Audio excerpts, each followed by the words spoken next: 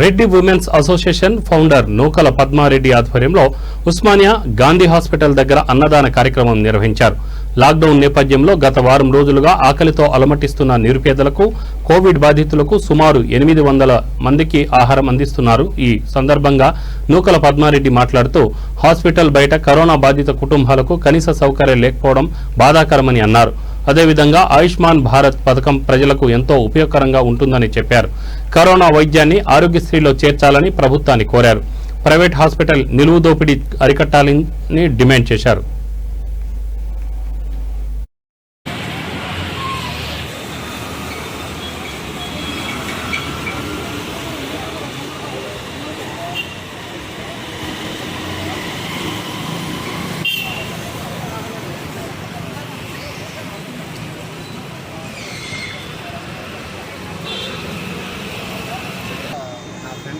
నా ఫ్రెండ్ వాళ్ళ డాడీకి చాలా సీరియస్ ఉంది.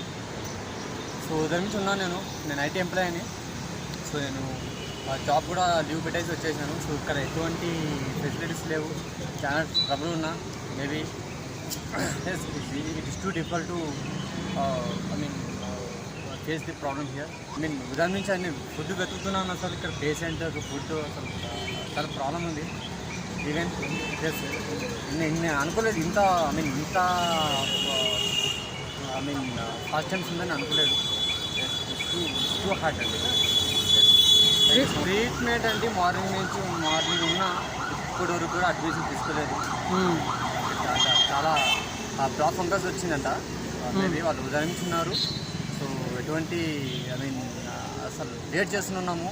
మేము ఇప్పుడు తీసుకున్నాము మార్నింగ్ నుంచి. మీరు అక్కడ కూడా బెడ్స్ కూడా లేవు, అసలు ఒక్క బెడ్ కూడా లేదు అసలు. సో వేసండి ఇది నూకల పద్మావతి గారిని మేడం. సో ఇక్కడ వచ్చి చూస్తుంటే మేము మేడం ఫుడ్ హెల్ప్ చేస్తుంది. It is two it is one of the best helping to people. నేను ఎక్స్పెక్ట్ చేయలేదు మీరు ఇంత. సో నేను ఐటీ ఎంప్లాయీని. నా దగ్గర అమౌంట్ చాలా ఉంది, ఫుడ్ లేదు ఇక్కడ. సో మేబీ 100 ఎక్కడైనా క్లోజ్ అవ్వం మొత్తం అసలు.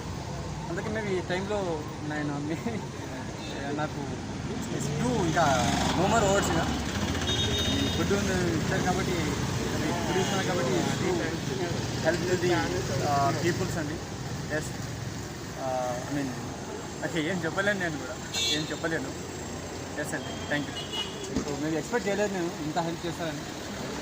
Okay, thank you madam. So నేను ఐటీ ఎంప్లాయీని, డబ్బులు నా దగ్గర ఫుడ్ లేదు.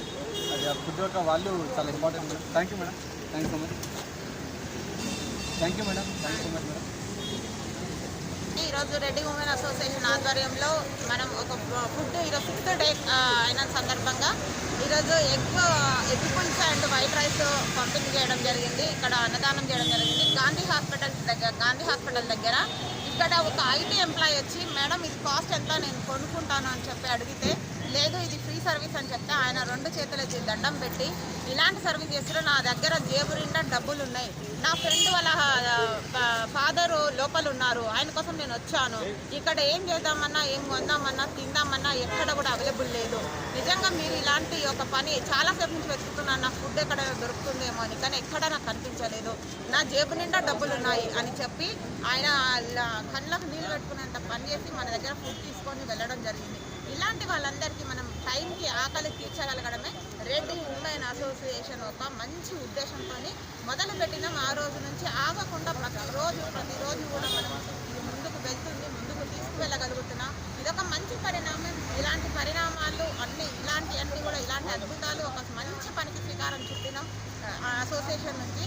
అదే విధంగా ఈరోజు 6వ రోజు వరకు కూడా జరుగుతుంది. ఇంకా ముందు ఇంకా 10 days వరకు చేద్దామనుకున్నాం. ఇక్కడ లోపల కార్యక్రమాలు అయిపోయాక వాళ్ళ ఆకలితో ఉన్నారు. అలాంటి వాళ్ళందరినీ కూడా ఇక్కడ నుంచి ఆపేయడం వల్ల మేము లేట్ అయింది. ఈరోజు వాళ్ళు చాలా ఆకలితో ఉన్నారు, చాలా బాధపడుతూ వాళ్ళు. సీఎం గారు వచ్చారు కదా మేడం, దానిపైన మీరు ఏం మాట్లాడతారు? గాంధీ హాస్పిటల్ సీఎం గారు ఇంకా మొత్తం జరగాల్సిన నష్టం అంతా జరుగుతూనే ఉంది. అయినా సరే మొత్తం నష్టం అంతా జరిగిపోయాక ఇప్పుడు సౌద్యం చూడడానికి రావడం అనేది కరెక్ట్ కాదు. మనకి ఈరోజు కోవిడ్ మన దేశంలోకి వచ్చి మన రాష్ట్రంకి వచ్చి 2 సంవత్సరాలు అవుతుంటే మొదటిసారి గాంధీ హాస్పిటల్ విజిట్ చేసి కోవిడ్ వచ్చి మనకి 2 years అవుతుంది. మొదటిసారిగా గాంధీ హాస్పిటల్కి సీఎం గారు వచ్చారు. మరి ఇప్పటికైనా ఏం జరుగుతుంది అనేది మనం వేచి చూడాల్సి ఉంటుంది. అదేవిధంగా ఆరోగ్యశ్రీ మనం తెలంగాణలో కోవిడ్ని మనం ఆరోగ్యశ్రీలో చేర్చుకోవాల్సిన అవసరం ఉంది. మనకి సెంట్రల్ గవర్నమెంట్ నుంచి వచ్చిన ఆయుష్మాన్ భారత్ కూడా మనకి ఈరోజు ఒక పెద్ద అద్భుతం. అది కూడా ఒక మంచి సక్సెస్. ఆయుష్మాన్ భారత్ వల్ల ఎంతోమంది పేద ప్రజలు దీన్ని ఆహ్వానిస్తున్నారు. వాళ్ళ మేలు జరుగుతుంది ఎంతోమందికి. అదేవిధంగా దీన్ని మనం స్టేట్ గవర్నమెంట్లో కూడా కరోనాని ఆరోగ్యం ఏరుస్తే బాగుంటుందని మేమందరం కూడా విజ్ఞప్తి చేస్తున్నాం. పేదలందరూ కూడా విజ్ఞప్తి